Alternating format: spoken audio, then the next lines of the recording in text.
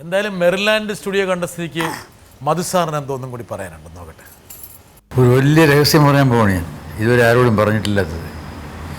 ഷീല എൻ്റെ ഗുരുവാണ്. എങ്ങനെ ഗുരു ആയെന്ന് ചോദിച്ചാൽ, ഈ സിനിമയിൽ അഭിനയിക്കാൻ വരുന്നത് വരെ എനിക്ക് പ്രേമത്തിനെ കുറിച്ച് യാതൊരു പിടിയില്ലായിരുന്നു. പ്രേമമെന്ന് പറഞ്ഞാൽ ലൈഫിലെ പ്രേമമല്ല, ലൈഫിലും അങ്ങനെ വലിയ പ്രേമമൊന്നും ഉണ്ടായിരുന്നില്ല. ഈ സിനിമയിലെ പ്രേമത്തിനെക്കുറിച്ച് ആദ്യമായിട്ട് ഞാൻ പ്രേമിച്ച് ഒരു പാട്ട് പാടി അഭിനയിച്ചത് ഷീലയുത്താണ്. എൻ്റെ ആദ്യത്തെ പടത്തിൽ, മൂട് പടത്തിൽ. സത്യം പറഞ്ഞാൽ പലതും അവിടെ വെച്ച് ഡയറക്ടറുകളും കൂടുതൽ അതെങ്ങനെ ചെയ്യണം, ഏത് വിധത്തിൽ ചെയ്യണം, എങ്ങനെ നോക്കണമെന്നൊക്കെ പറഞ്ഞു തന്ന ഷീലയാണ്. അപ്പോൾ ആ രീതിയിൽ പാട്ട് പാടി പ്രേമിക്കുന്ന രംഗത്തിൻ്റെ ഗുരുവാണ് ഷീല. ഒരു ഗുരുവന്ദനമല്ലേ മധുസാറ് കൊടുത്ത്? എനിക്കെന്നെ ഓർമ്മയില്ല, കാര്യം എന്താ പറയുന്നത് എനിക്ക് ഓർമ്മയില്ല. എന്താ മൂടുപടത്തിലെ പാട്ടുണ്ടായിരുന്നു എന്ന് പോലും എനിക്ക് ഓർമ്മയില്ല. ഞാൻ കുറച്ച് അഭിനയിക്കാൻ തുടങ്ങിയപ്പോൾ തന്നെ ഞാൻ ക്യാമറ എവിടെയാണ്, എന്താണ് ഇവിടെ വെച്ചിരിക്കുന്നത്, നമ്മൾ എങ്ങോട്ട് തിരിഞ്ഞ് നോക്കണം, ഇങ്ങനെയൊക്കെ എനിക്ക് ഒരു ചെറിയൊരു ബോധം വരാൻ തുടങ്ങി. അപ്പോൾ ഇങ്ങേരാണെങ്കിൽ അങ്ങനെ ഒരു ആളായിട്ട് ഇങ്ങനെ വന്ന് നിൽക്കുകയല്ലേ,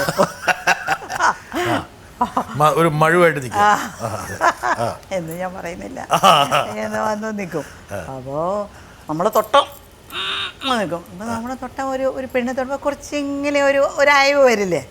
ഏത് പെണ്ണായാലും ഒരു ആണിനെ പോയി തൊടുമ്പോൾ, ഒരു പ്രേമിക്കുന്ന സാർ കുറച്ച് ഞാൻ തൊടുമ്പോൾ ഒന്ന് അയവ് കാണിക്കും.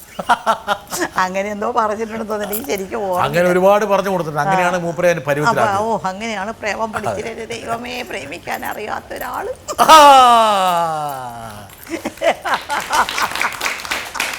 അത് സാറേ അടിവരയിട്ടോ, ഒരു പ്രേമിക്കാൻ അറിയാത്ത ഒരാളെന്ന് കേട്ടോ, ശ്രദ്ധിച്ചോണം.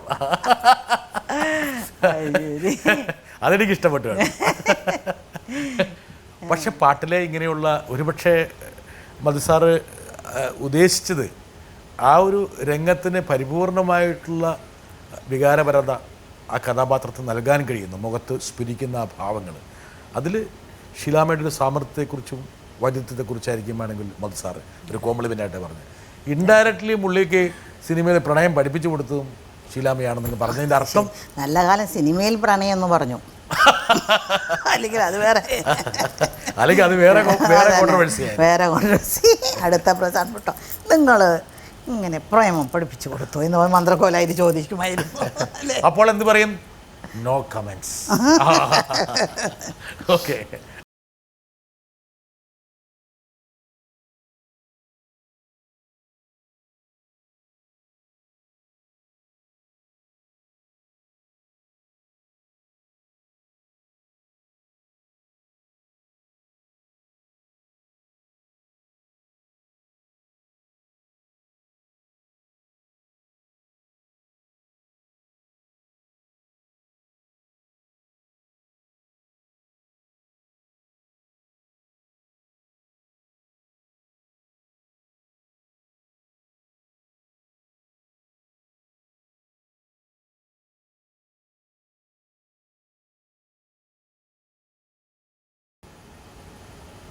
എന്തൊരു ഭാവതലങ്ങളാണ്.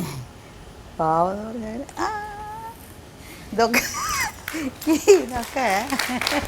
ഇതൊക്കെ ആരെങ്കിലും പറഞ്ഞതെന്ന് ചെയ്തതാണ്? അതെ, ഒന്നും പറയില്ല, ആരും പറഞ്ഞില്ല. അന്നൊക്കെ ഡാൻസ് മാസ്റ്ററും ഇല്ല, പിന്നെയല്ലേ ഡാൻസ് മാസ്റ്ററൊക്കെ വന്നത്. ഇതൊക്കെ നമ്മൾ ഇവിടെ കൊണ്ട് ക്യാമറ വയ്ക്കും, കൊണ്ട് ഇങ്ങോട്ട് വെച്ച് ക്യാമറ മിൻസിൻ മാസ്റ്ററായിരുന്നു. ക്യാമറ വെച്ചപ്പോൾ അരഞ്ച് തള്ളി എക്സ്പ്രഷൻ, നമ്മൾ ഇങ്ങനെ പോയാൽ ലൈറ്റ് പോയി, ഇങ്ങനെ വെച്ച് എന്ന് പറഞ്ഞ് ഇങ്ങോട്ട് വരണം, കുറച്ചിങ്ങോട്ട് പോയി ഷോട്ട് പോയി, അങ്ങനെ കാലിഞ്ച് തിരിഞ്ഞ് വേണം കേട്ടോ. ഇങ്ങനെ തിരിഞ്ഞ് ഒരു ഫ്ലെക്സിബിലിറ്റി അല്ലാതെ നമ്മൾ കഷ്ടപ്പെട്ട് നമ്മൾ അഭിനയിക്കില്ലേ, അതാണിത്. എന്നാലും നമ്മളതിൽ ഒതുങ്ങി തയ്യൽ മെഷീൻ്റെ ഉള്ളിൽ കൂടെ തയ്യൽ മെഷീൻ അങ്ങനെ ഒരു ഇതാണല്ലോ.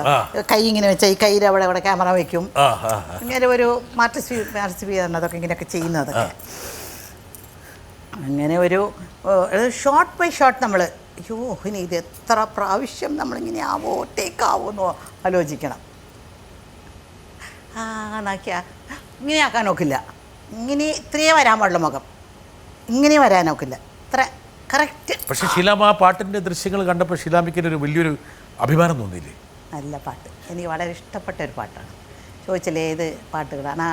ആ കഥയും എന്തൊരു കഥയാണ്. ഒരു കുഷ്ഠരോഗിയാവുന്നത്, ഈ പെണ്ണ് ഒരു കുഷ്ഠരോഗിയാവുന്നത് പറഞ്ഞാൽ ആ കഥയൊക്കെ എന്താണ് ആ കഥ? ഇന്ന് അങ്ങനെ കഥ എഴുതാൻ ആരാ ഉള്ളത്? ഇങ്ങനെയൊക്കെ എഴുതിയ ആൾക്കാരിരുന്ന് കാണുമോ? കഥ എഴുത്തുകാരി കൂടിയല്ലേ ഇത്? അല്ല, ഇന്നത്തെ ജനറേഷൻ കാണുമെന്ന് ചോദിക്കാൻ ഞാൻ. ഇന്നത്തുള്ള ആൾക്കാർക്ക് ഇത്രയും ശക്തമായ കഥകളൊക്കെ കാണാൻ ഇഷ്ടപ്പെടും. നമ്മൾ കഥകളിലേക്ക് തിരിച്ചു വരാം. അതിന് മുമ്പ് ഒരു പക്ഷേ ഈ ഗാനങ്ങളിലെ ആ ഭാവതലങ്ങളെക്കുറിച്ച് നമ്മൾ സംസാരിച്ചു. ഇപ്പോൾ ഷീലാമ്മയുടെ ഭാവം എനിക്കൊന്ന് ഇവിടെ ഇരിക്കുന്ന കുട്ടികൾ തന്നെ, പെൺകുട്ടികൾ തന്നെ, ഈ പുതിയ തലമുറയില്ല. പക്ഷേ ഈ ദൃശ്യം കണ്ട സ്ഥിതിക്ക് ഇനി അവർ പ്രണയിക്കുമ്പോൾ വേണമെങ്കിൽ ആ ഭാവങ്ങൾ വേണം എടുത്തണിയാൻ സാധ്യതയുണ്ട്. അയ്യോ, ഇപ്പം തന്നെ ഞാൻ നോക്കുമ്പോൾ ഒരു കുട്ടി ഇങ്ങനെ കാണിക്കുന്നുണ്ട്. ആ രീതിയിലേക്ക് എത്തിയിരിക്കണം. തന്നെത്താനെ ഇരുന്ന് ആലോചിച്ച് ഇങ്ങനെയൊക്കെ പാടുന്നല്ലേ. ഇപ്പോഴും പിള്ളേർ റൂമിൻ്റെ അകത്തൊക്കെ ഈ ഡാൻസൊക്കെ ചെയ്ത് ഇങ്ങനെയൊക്കെ ചെയ്തൊക്കെ എല്ലാം ഡാൻസൊക്കെ ചെയ്യുന്നുണ്ട്. പെൺപിള്ളേരാണ് അവരുടെ ബെഡ്റൂമിൻ്റെ അകത്തെങ്കിലും ഈ ഡാൻസൊക്കെ ചെയ്യാറില്ലേ.